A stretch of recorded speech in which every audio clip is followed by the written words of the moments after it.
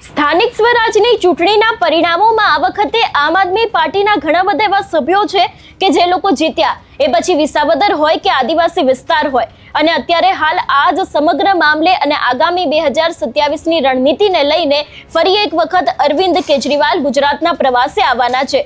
તેમનો આ પ્રવાસ કેવો રહેવાનો છે, કયા વિસ્તારમાં તેઓ જવાના છે, તેની વાત આ વિડીયોમાં। નમસ્કાર, હું હંસિની અને તમે જોઈ રહ્યા છો નિર્ભય ન્યૂઝ।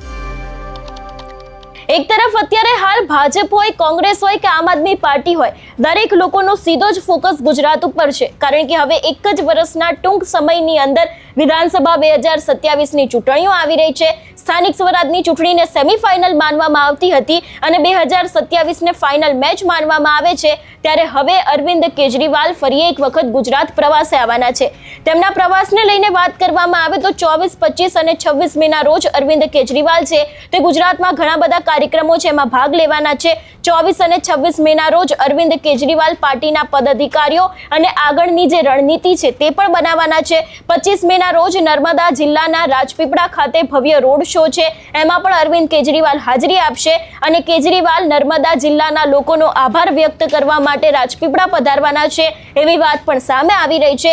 નર્મદા જિલ્લાના લોકોને અપીલ પણ કરવામાં આવી છે કે તમે લોકો આ રોડ શો છે એમાં જોડાવો અને આને વધારે ને વધારે ભવ્ય બનાવો। એટલે ક્યાંક અત્યારે હાલ દરેક પાર્ટીનો ફોકસ જ્યારે ગુજરાત ઉપર છે અને એમાં પણ સ્થાનિક સ્વરાજની ચૂંટણીમાં જે રીતે આમ આદમી પાર્ટીની એક્ટિવનેસ જોવા મળી હતી, જે રીતે આમ આદમી પાર્ટી કામ કરી રહી હતી, અને ત્યારે હવે જે આમ આદમી પાર્ટીના કરતા ધરતા કહેવાય છે અરવિંદ કેજરીવાલ, એ જ ગુજરાત આવવાના છે। વધુમાં આ વિષયને લઈને માહિતી આપતા મનોજ સોરઠિયા જે આપના નેતા છે એમને શું કહ્યું તે સાંભળીએ।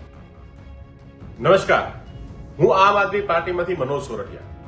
આજે ગુજરાતની અંદર આમ આદમી પાર્ટી એક મજબૂત વિપક્ષ બનીને ઉભરી છે। ગત સ્થાનિક સ્વરાજની ચૂંટણીઓમાં આમ આદમી પાર્ટી બીજા નંબરે રહી। 34 જિલ્લા પંચાયતોમાંથી એક જિલ્લા પંચાયત વિપક્ષ જીતી છે, આમ આદમી પાર્ટી જીતી છે। ગુજરાતના લોકોએ આમ આદમી પાર્ટી ઉપર વિશ્વાસ વ્યક્ત કર્યો છે। ગુજરાતના લોકો ઈચ્છે છે કે ગુજરાતમાં એક નવો પક્ષ, એક નવી પાર્ટી, એક નવો વિકલ્પ આવે, અને એનું પ્રમાણ આ સ્થાનિક સ્વરાજની ચૂંટણીમાં જોવા મળ્યું છે। આ ખુશીની અંદર આમ આદમી પાર્ટી જ્યારે ગુજરાતનો બીજા નંબરનો પક્ષ બન્યો છે, ત્યારે આમ આદમી પાર્ટીના રાષ્ટ્રીય સંયોજક શ્રી અરવિંદ કેજરીવાલજી આગામી 24, 25 અને 26 તારીખે 3 દિવસીય ગુજરાતની મુલાકાતે આવી રહ્યા છે। આ મુલાકાત ગુજરાત આમ આદમી પાર્ટી માટે ખૂબ જ મહત્વની મુલાકાત છે। 24મી તારીખે પાર્ટીના નવનિયુક્ત પદાધિકારીઓ સાથે એક મીટિંગ થવાની છે, જેમાં રાજનીતિક અને ગુજરાતના ભવિષ્યમાં આમ આદમી પાર્ટીની જે રણનીતિ છે એના બાબતે ચર્ચા થવાની છે। સાથે 25મી તારીખે નર્મદા જિલ્લા પંચાયત જ્યારે આમ આદમી પાર્ટી બનાવતી હોય ત્યારે નર્મદાના રાજપીપળાની અંદર એક ભવ્ય રોડ શો કરી અને જનતાનો આભાર વ્યક્ત કરવાનું કામ જે છે એ આમ આદમી પાર્ટીના રાષ્ટ્રીય સંયોજક શ્રીની ઉપસ્થિતિની અંદર આમ આદમી પાર્ટી કરવાની છે। અને 26મી તારીખે આમ આદમી પાર્ટીના તમામ જે લીડરશીપ છે એ લીડરશીપ સાથે ફરીથી મીટિંગ અને ચર્ચા વિચારણાનો કાર્યક્રમ રાખવામાં આવ્યો છે। ગુજરાતમાં આજે જે સ્થિતિ છે, ગુજરાતના લોકો પરેશાન છે। ડીઝલ પેટ્રોલની અછતને લીધે આજે તમામ જગ્યાએ મોંઘવારી વધી રહી છે। ગુજરાતની અંદર તમામ ધંધાઓ જે છે મંદા ચાલી રહ્યા છે। વીજળીના અભાવે લાંબા લાંબા પાવર કટ લાગી રહ્યા છે। એવા સમયે 30 વર્ષથી ભાજપને વારંવાર મત આપવા છતાંય આજે જે ગુજરાતની સ્થિતિ છે એ સ્થિતિથી ગુજરાતના લોકો થાક્યા છે, ગુજરાતના લોકો પરેશાન છે। ત્યારે આમ આદમી પાર્ટી એક વિકલ્પ બની, એક આશાનું કિરણ બનીને ઉભરી છે। હું નર્મદા જિલ્લાના તમામ લોકોને વિનંતી કરીશ અને આહવાન કરીશ કે આવો આપણે સાથે મળી અને આમ આદમી પાર્ટીના રોડ શોને ભવ્ય રોડ શો બનાવીએ, આમ આદમી પાર્ટીને આશીર્વાદ આપીએ। જય હિન્દ, જય ભારત।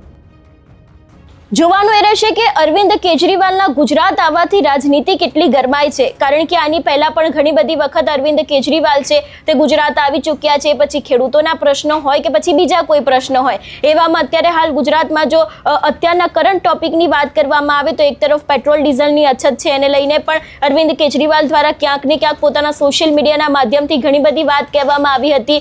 દેશ વિદેશમાં અત્યારે હાલ જે પરિસ્થિતિ ચાલી રહી છે એને લઈને પણ ઘણી બધી વખત કહેતા હોય છે, ત્યારે ગુજરાતમાં ગુજરાતમાં અત્યારે હાલ જે ખેડૂતોના પ્રશ્નો ચાલી રહ્યા છે, રાજનીતિ ગરમાઈ રહી છે, 2027ની ચૂંટણી ખૂબ જ નજીક છે, તો એ દરેક વાતને લઈને તેમના દ્વારા રણનીતિ બનાવવામાં આવશે અને આગામી સમયમાં કેવી રીતના કામ કરવા, કેવી રીતે આમ આદમી પાર્ટીનું સંગઠન છે એને વધારે મજબૂત કેવી રીતે કરી શકાય એ વિષયને લઈને પણ તેમના દ્વારા હવે જે મીટિંગ છે એ પણ કરવામાં આવી શકે છે. આ વિષયને લઈને તમારો શું અભિપ્રાય છે અમને કમેન્ટ કરીને ચોક્કસથી જણાવજો. તેની સાથે અમારી ચેનલ નિર્ભય ન્યૂઝને લાઈક, શેર અને સબસ્ક્રાઇબ કરવાનું ભૂલશો નહીં. નમસ્કાર.